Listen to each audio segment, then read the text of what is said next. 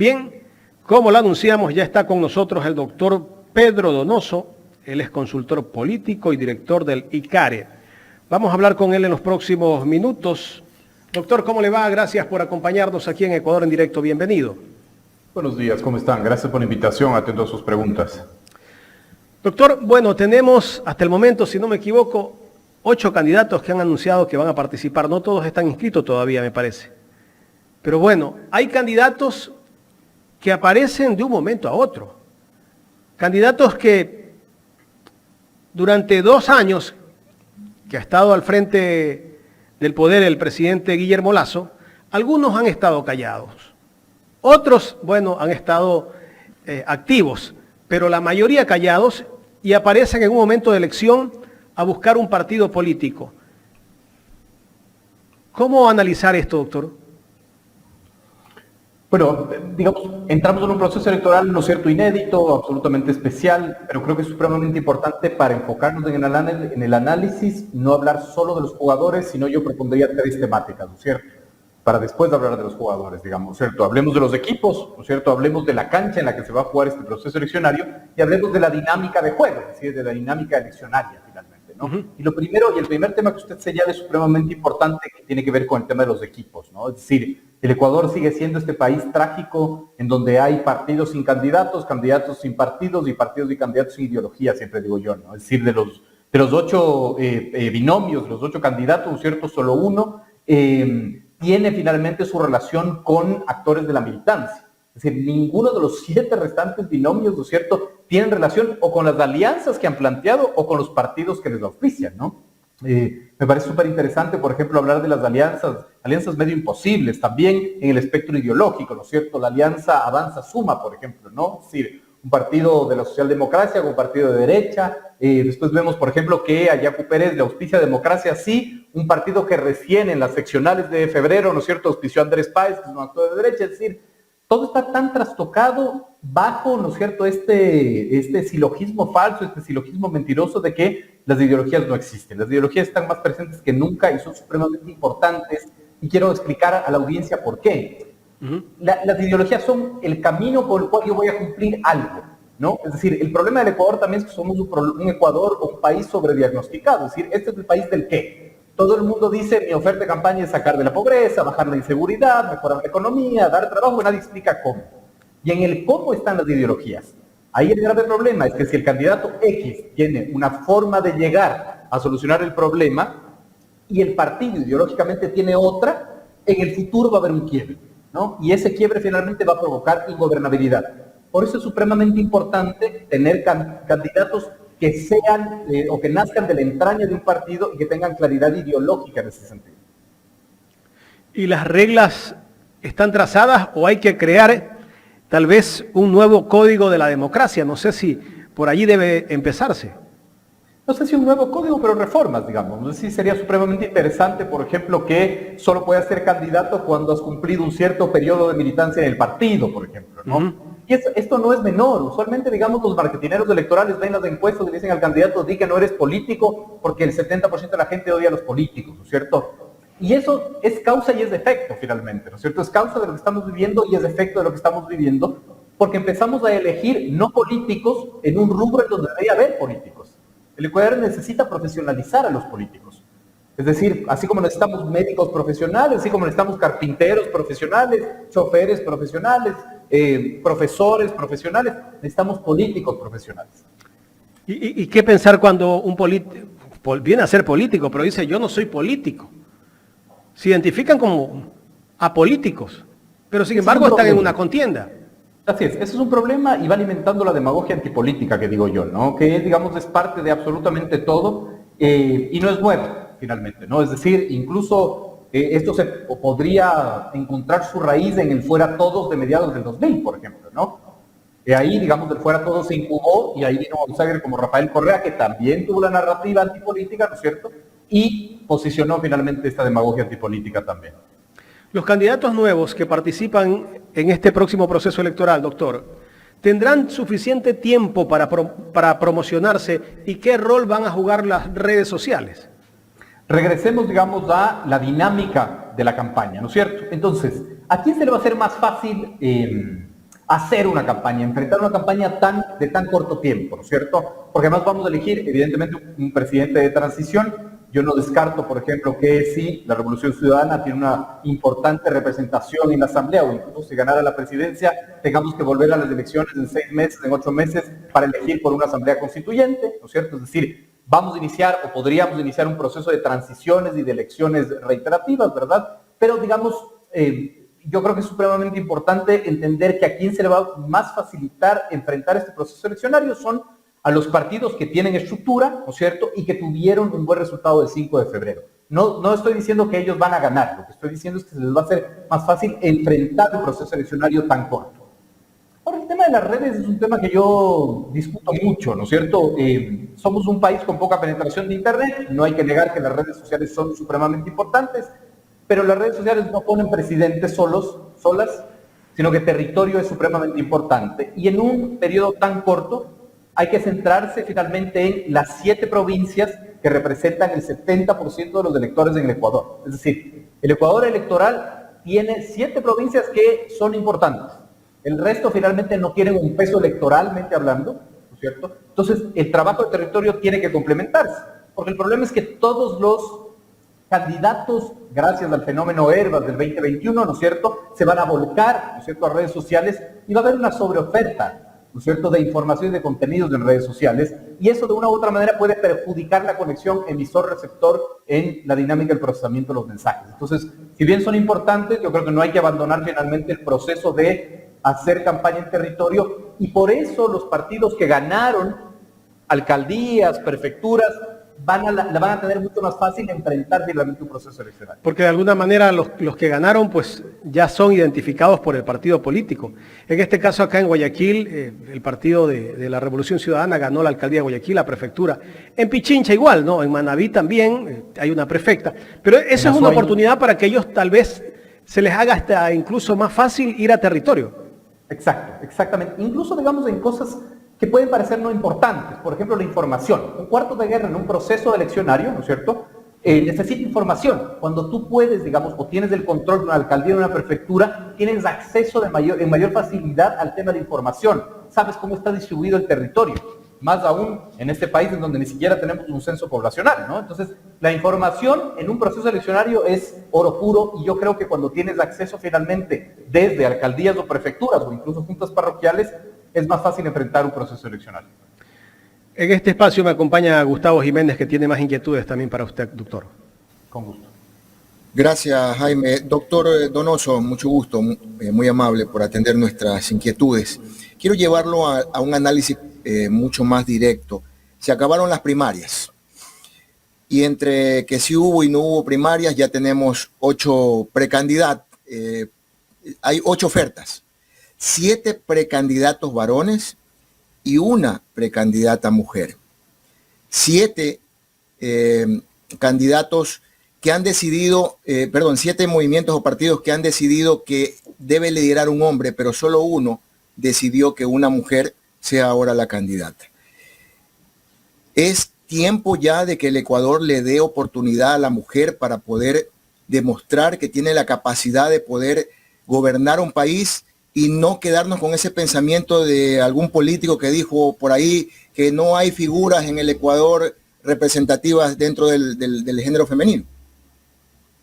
Sin duda, digamos, y esto finalmente es gracias a las reformas del Código de la Democracia, que incluso el Consejo Nacional Electoral no quiso pasar, y que hubo, digamos, una resolución del Tribunal Contencioso Electoral. Porque recordemos finalmente que el partido que usted señala, que es la Revolución Ciudadana, ¿no es cierto?, en las elecciones del 2021 puso 2 hombres. Es decir, si no hubiese un mandato legal, incluso esa tienda política no hubiera puesto una mujer, ¿no? Pero estoy de acuerdo con usted, finalmente es tiempo de, digamos, una representación femenina. En el ámbito electoral hay que ver, ¿no es cierto?, si los números le da, pero me parece que es una apuesta supremamente interesante, y en mi opinión personal, esto ya no es análisis, pero en mi opinión personal sí me parece supremamente importante la obligación por ley de la paridad, porque si no, finalmente, si no establecemos una obligatoriedad para que haya paridad, en el Ecuador no se iba a dar nunca finalmente este proceso, al igual, por ejemplo, que se dio el tema de los debates, ¿no? ¿Por qué lo estoy poniendo a colación? Porque si no había una norma que obligue a los debates, finalmente los candidatos no iban a debatir. Entonces, Entonces, lamentablemente el Ecuador, ¿no es cierto?, al ser una democracia tan inmadura, necesita la fuerza de la ley para obligar a conseguir estas conquistas sociales que son tan importantes, ¿no?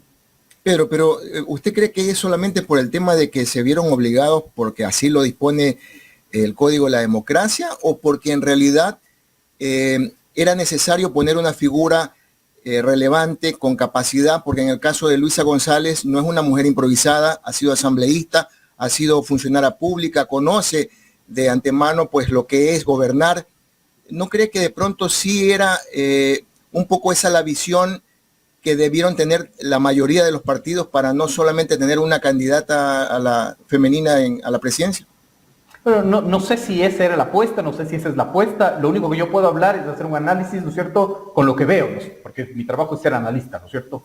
Si regresamos a ver el 2021, ¿no es cierto?, esta tienda política que puso hoy una mujer, puso 2 hombres. Entonces no sé si finalmente hay interés.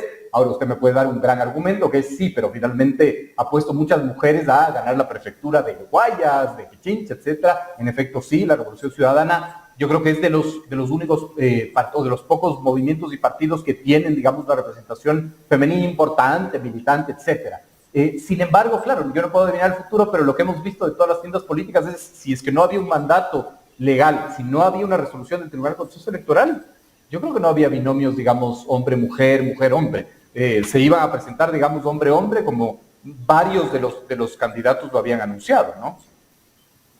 Ok, y ahora analicemos el tema de las tiendas políticas, porque hay algunas que verdaderamente no se sabe qué va a pasar. Creo, Izquierda Democrática, Pachacutic, o sea, no presentan candidatos, más bien se apoyan a ciertas candidaturas que en algunos casos no tienen identidad ideológica, y que podría pensarse que el futuro de esos movimientos o partidos va a ser muy corto. A ver, sí, es muy difícil, digamos, adivinar lo que puede pasar, ¿no es cierto? En el ámbito de creo que es una apuesta bastante arriesgada, ¿no es cierto? No solo en el ámbito electoral, sino en el ámbito de la gobernabilidad. Es decir, el gobierno de Creo va a salir y va a estar absolutamente huérfano, ¿no es cierto?, y a merced de que venga un gobierno a fiscalizar, ¿no? Y creo que esa es una jugada que podría poner en riesgo la estructura finalmente del movimiento Creo, más allá de que, claro, si no participas en una elección, vas a tener que tener una excelente elección del 2025 si no quieres desaparecer, ¿no? O antes, como le decía, que puede ser la apuesta de la Asamblea Constituyente, ¿no? Y esa lógica sí les pone en desventaja, y yo creo que sí les pone en una dinámica de ser absolutamente vulnerables, ¿no? Porque por último, si ganaban 2 o 3 curules de la Asamblea, podían de una u otra manera negociar, porque la fiscalización se vendrá, porque al ser un gobierno débil, el nuevo gobierno, digamos, por inercia, señalará finalmente la culpa del gobierno saliente, ¿no? El tema de Pachacutic es un tema supremamente interesante. Pachacutic es el movimiento que mejor desempeño electoral ha tenido en los últimos 3 procesos eleccionarios, cualitativamente hablando. No nos olvidemos, por ejemplo, de su gran desempeño en las seccionales del 2019, ganaron la prefectura de la Suay con Yacu Pérez, ganaron la prefectura de Tungurahua con Caizabanda, ¿no es cierto?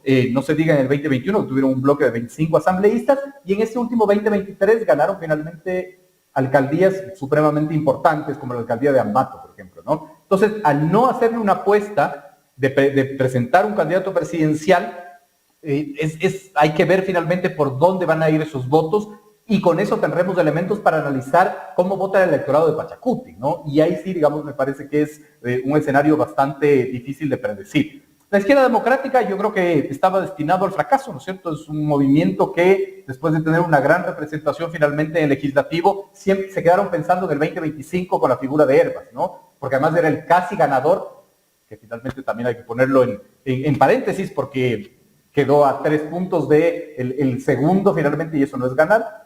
Tuvo un rompimiento, y en esa inercia, digamos, política de pensar siempre en el 2025, no supieron autoadministrarse en el 2021 y vimos finalmente el fracaso legislativo que tuvieron, ¿no? Pero claro, va a ser una elección muy interesante que nos va a dar muchos elementos para el análisis. Muy bien, doctor Donoso. A ver, ya sabemos con cierta claridad cuáles son los precandidatos a la presidencia y vicepresidencia, y poco se sabe de lo que será la Asamblea, que es un pilar fundamental para el nuevo gobierno. Por lo menos la Revolución Ciudadana ha dicho que van a repetir su plantilla para las próximas elecciones. Ya por lo menos ahí ya sabemos que hay una claridad respecto al apoyo que tiene su movimiento hacia su militancia, hacia sus candidatos, perdón. Pero En el resto de tiendas políticas no se sabe, y a la hora de la hora van a haber muchos perdedores, porque lo que pasó en la asamblea pasada, por el mismo hecho de haber sido cesada, ya tiene un precedente que seguramente se va a ver en el sufragio en agosto. A ver, digamos, es muy difícil predecir, ¿no es cierto? No, es muy difícil predecir. Hay 70% de acuerdo a perfiles de opinión en su última encuesta el 3 y 4 de junio. Hay 72.82% de indecisión. Entonces, digamos, la indecisión es demasiado alta para poder predecir. Si nosotros analizamos finalmente lo que pueda ser, ¿no es cierto? Podríamos enfrentarnos a una asamblea bastante atomizada, muy similar a lo que vivimos en el 2021. Sin embargo, hay dos factores que van a estar ausentes, que es Izquierda Democrática y Pachacuti, finalmente, ¿no? Entonces, ese espacio vacío, ¿quién lo va a llenar? Esa finalmente es la gran pregunta, ¿no es cierto?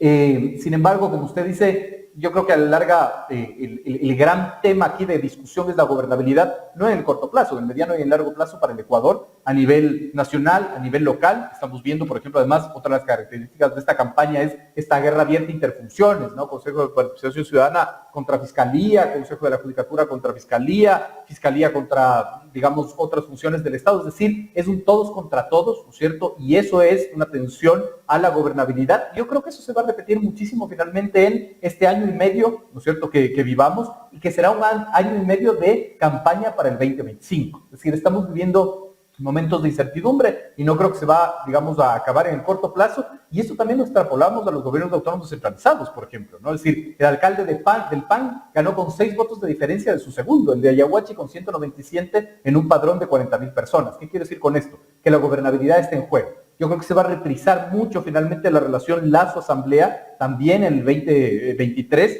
y, digamos, tendremos finalmente una asamblea bastante atomizada, ¿no es cierto?, que podrá tensionar finalmente la relación ejecutivo-legislativa. Es decir, vamos a tener un gobierno corto de transición, porque a la larga, si bien el Código de la Democracia permite que quienes se postulen ahora y ganen en este gobierno de 1 año 4 meses, también podrán hacerlo para las próximas elecciones. Pero en este año 4 meses, ¿qué es lo que vamos a ver de gobierno? Porque las disputas políticas y las disputas por el poder de las instituciones va a ser muy evidente. Esa es la cancha en la que se va a jugar el proceso eleccionario y el gobierno de transición, como usted muy bien lo dice. Es decir, y la grave tragedia del Ecuador es que ya vamos a 8 años de gobiernos de transición. Es decir, el gobierno de Lenín Moreno, ¿no es cierto?, fue un gobierno que, a pesar de no ser un gobierno de transición, de haber nacido finalmente del voto y sufragio, de llegar finalmente con un bloque mayoritario de asambleístas, se autodenominó un gobierno de transición, ¿no? ¿Y cuál es el problema de denominarse un gobierno de transición? Que tú no puedes tomar decisiones que cambien los problemas estructurales si no son decisiones transicionales, ¿no? Que es lo que fue finalmente el gobierno de Moreno. Y después, con la muerte cruzada, Lazo se autodenomina también un gobierno de transición. Esto quiere decir que iremos a los 8 años de gobiernos de transición que no ayudan a la democracia porque de una u otra manera no ayudan a resolver los problemas estructurales, ¿no? Pero no solo es eso. ¿A qué se enfrenta finalmente el nuevo gobierno? Se enfrenta finalmente a una economía bastante complicada, ¿no es cierto? No nos olvidemos que también finalmente vamos a votar por la consulta del Yasuní, ¿no? Estas son cifras, digamos, que lo había publicado el exministro Marco Flores en Twitter, ¿no es cierto? La necesidad de financiamiento del presupuesto federal del Estado ya no son 7.500 millones, ahora son 9.000 millones, ¿no es cierto? Por ejemplo, los ingresos petroleros de enero a abril de 2022 fueron 1.360 y ahora en ese mismo periodo fueron de 601.000 millones. Es decir, es un problema, ¿no es cierto?, porque el nuevo gobierno tendrá que administrar un tejido social quebrado y una crisis económica profunda. Resolver eso en 1 año y medio no creo que sea factible, ¿no? Por lo tanto, será nuevamente un gobierno de transición si es que no hay un llamado a la Asamblea Constituyente, evidentemente, y será muy difícil cambiar las estructuras, y el 2025 volveremos finalmente a las urnas a elegir ya un gobierno que esperemos que no sea de transición. Doctor, hablemos ya de la posible primera vuelta, segunda vuelta. ¿Qué partido o qué partidos tienen posibilidad de ir a una segunda vuelta? Yo no me atrevo a decirlo, es muy complejo decirlo, digamos, no hay claridad ahorita ni en los números ni en la evidencia científica. Lo que sí, repito, hay partidos a los cuales se les va a hacer más fácil hacer campaña y por lo tanto podríamos sugerir que pueda, digamos, el resultado serles favorable. En esos partidos estoy viendo, por ejemplo, a Revolución Ciudadana, incluso, digamos, al Partido Social Cristiano, que si bien fue el gran perdedor del 5 de febrero, tiene estructura y cuantitativamente no le fue tan mal finalmente en las elecciones del 5 de febrero. Cualitativamente sí, le fue pésimo, pero cuantitativamente no le fue tan mal. A esos movimientos y a esos partidos se les va a hacer más fácil finalmente enfrentar este proceso eleccionario y quizás podría ser que ellos sean los que puedan llegar a una segunda vuelta. Pero con un nivel de indecisión del 70% es muy difícil ahorita plantear un escenario futuro, ¿no? Yacu Pérez. Yacu Pérez es el candidato que más reconocimiento tiene de acuerdo a la encuesta de perfiles de opinión que yo he citado hoy, que es un 96%. Una cosa es el reconocimiento, otra cosa es la intención de voto. En el proceso eleccionario hay varios elementos que son supremamente importantes, que después son manoseados en campaña, pero son, digamos, indicadores que técnicamente hay que tomarlos de manera muy individualizada, ¿no es cierto? Una cosa es que yo reconozca al candidato, otra cosa es que el candidato me agrade y otra cosa es que yo vote por él. Por ejemplo, en las seccionales del 2019, aquí en Quito, ¿no es cierto?, el candidato Paco Moncayo era el candidato que mayor reconocimiento tenía, que mejor imagen tenía, pero que menos intención de voto tenía. Entonces, claro, Yacu Pérez es un candidato que tiene muchísimo reconocimiento, ¿verdad? Pero eso no se traduce finalmente a una intención de voto. Y ahorita es muy prematuro plantear la intención de voto porque las encuestadoras no pueden preguntar si hay aún precandidatos. Claro, ¿y cuánto pesaría también que no esté Pachacutic esta vez apoyándolo a Yacu Pérez? Me imagino que es importante tener un partido como Pachacutic, que creo que es la segunda fuerza política. Sin duda por la estructura de Pachacutic, que es supremamente importante. Hay dos cosas que son fundamentales: el fenómeno Yacu Pérez y el fenómeno Herbas, por esta demagogia antipolítica de creer que todo es TikTok, todo es, digamos, la foto con el peluchito, ¿no es cierto? Plantearon como un desmerecimiento de la importancia del trabajo en territorio que hizo la izquierda democrática y que hizo Pachacutic. Es decir, no nos olvidemos finalmente que a la larga Pachacutic tuvo unos buenos resultados post-octubre del 19 también, ¿no? Entonces, eso hay que leerlo fundamentalmente. Yo creo que Yacu Pérez ya no es el mismo Yacu Pérez del 2021, ¿no es cierto? Igual que Herbas, finalmente Herbas no es el Herbas del 2021 y tampoco el contexto y la coyuntura finalmente son los adecuados para este tipo de candidatos, me atrevería a decir. Esto no quiere decir finalmente que no puedan tener un buen desempeño eleccionario. Doctor, ¿cómo sería esta campaña electoral? ¿Veremos un símil del 2021 o será distinta? La campaña electoral va a ser distinta porque es mucho más corta, evidentemente, ¿no es cierto? Pero yo creo que hay rasgos supremamente interesantes. El primero... Me refiero a acusaciones, denuncias y todo eso, ¿no? Eso sí, eso es característico desde que el Ecuador volvió a la democracia, es parte del juego político, ¿no es cierto? Pero lo interesante es que esta campaña, y lamentablemente será así, será monotemática, es decir, todos los candidatos hablarán de seguridad, ¿no es cierto? Todos los candidatos señalarán finalmente su discurso en eso, y también ahí pueden caer finalmente en errores porque la inseguridad, si bien de acuerdo a todos los cuantitativos, por ejemplo, en la encuesta de perfiles de opinión que cito, ¿no es cierto?, 6 de cada 10 encuestados señalan a la inseguridad como uno de sus principales problemas. La inseguridad tiene que ser tratada distinta dependiendo del territorio a la que vas. La inseguridad no es la misma en la Amazonía que en la sierra, por ejemplo, o no es lo mismo en la costa que finalmente en la sierra. Entonces, ojalá, digamos, los candidatos tengan la capacidad de no ser monotemáticos finalmente en esto y sobre todo plantear una campaña de los cómo, que me parece que eso es fundamental, y dejar de ser, digamos, esclavos de los qués, ¿no? ¿Cuáles son las provincias que ponen presidente? A ver, la pirámide del 70% del electorado en el Ecuador, ¿no es cierto?, son, en este orden, ojalá no me equivoque, Pichincha, Guayas, Manabí, Azuay, Los Ríos, El Oro y Tungurahua. Esas son las 7 provincias que tienen el 70% de los electores. Doctor, quiero agradecerle, gracias por haber aceptado conversar con nosotros aquí en Ecuador en Directo. Muy amable, muchas gracias. Gracias al doctor Pedro Donoso, consultor político y director del ICARE, conversando con Ecuador en Directo en el programa Los Especialistas.